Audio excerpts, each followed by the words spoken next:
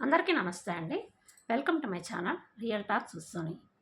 ప్రకాశం జిల్లా ఖమ్మం మండలం లింగోజిగూడెంలో 3 ఏళ్ల చిన్నారి లక్షిత్ అంగన్వాడీ టీచర్ల నిర్లక్ష్యం కారణంగా ప్రాణాలు కోల్పోయాడు.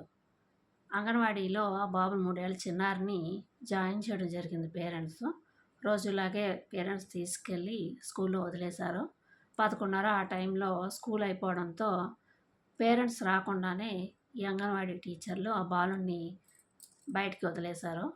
ఆ బాలుడు పాపం తెలియక వాళ్ళ ఇల్లు ఏంటో 3 ఏళ్ల చిన్నారికి ఏం గుర్తుంటుందండి పాపం. నడుచుకుంటూ అలాగా అమ్మ అమ్మ అని వెతుక్కుంటూ వెళ్ళిపోయాడు.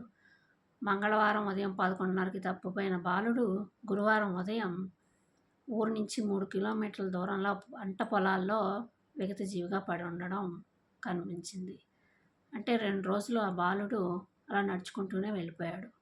ముందు దీన్ని అందరూ హత్య అనుకున్నారు. ఎందుకంటే ఈ మధ్యకాలంలో ఇలా చిన్నపిల్లల్ని చంపడం, హత్యలు అవి ఎక్కువ జరుగుతున్నాయి కాబట్టి గిట్టన వాళ్ళు ఎవరైనా హత్య చేసి ఉన్నారేమో అని ముందు అందరూ భావించారు. కానీ పోస్ట్‌మార్టం రిపోర్ట్‌లో తెలిసింది ఏంటంటే బాలుడి ఒంటిపై ఎలాంటి గాయాలు కానీ ఏమీ లేవు.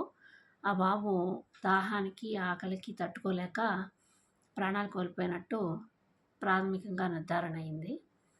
ఇక్కడ అంగన్వాడీల నిర్లక్ష్యం ఎంత ఉందో తల్లిదండ్రుల నిర్లక్ష్యం కూడా నాకు అంతే కనిపించిందండి. ఎందుకంటే అంగన్వాడీ టీచర్లు కూడా చాలా తప్పు చేశారు.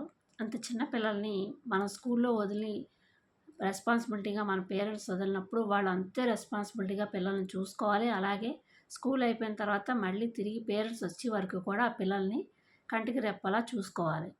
అలాంటిది ఆ టీచర్లు పేరెంట్స్ రాకుండానే ఆ బాలుడిని ఎలా వదిలేశారో కూడా నాకు అసలు అర్థం కావట్లేదు ఇక్కడ. పేరెంట్స్ కూడా వాళ్ళు అప్పుడప్పుడు ఫోన్ చేస్తారంట, అంగన్వాడీ టీచర్లు ఫోన్ చేసేవారంట, వచ్చి మీ బాబుని తీసుకెళ్ళండి అని. మరి ఆ రోజు ఎందుకు చేయలేదో తెలీదు. ఆ రోజు ఫోన్ చేయకుండానే బాలుడిని వదిలేశారు. ఆ బాలుడు పాపం దారి తెలియక అలా వెతుక్కుంటూ 3 కిలోమీటర్ల దూరం నడుచుకుంటూ అలా వెళ్ళిపోయేసరికి దాహానికి, ఆకలికి 2 రోజులంటే అసలు పాపం బిక్కు బిక్కుమంటూ ఎలా ఉన్నాడో, ఆ చీకట్లో వాళ్ళ అమ్మ కనిపించక ఎంత భయపడ్డాడో, చనిపోయాడు పాపం. కాకపోతే దురదృష్టం ఏంటంటే ఈ 2 రోజుల్లో కూడా ఆ బాలుడిని ఎవ్వరూ గమనించలేదు. ఆ చుట్టుపక్కల వాళ్ళు ఎవరు కూడా ఆ బాలుడిని గమనించకపోవడం ఇక్కడ దురదృష్టకరం. అలా ఎవరైనా చూస్తున్నా కూడా ఆ బాలుడు ప్రాణాలతో ఉండేవాడేమో. ఇక్కడ పేరెంట్స్ కూడా అండి చాలా బాధ్యతగా ఉండాలి. పిల్లల్ని ఏదో స్కూల్‌కి పంపించేస్తున్నాము, మన బాధ్యత తీరిపోయింది అనుకోకుండా మనం తిరిగి తెచ్చుకునేంత వరకు కూడా మనం అంతే రెస్పాన్సిబిలిటీగా ఉండాలి.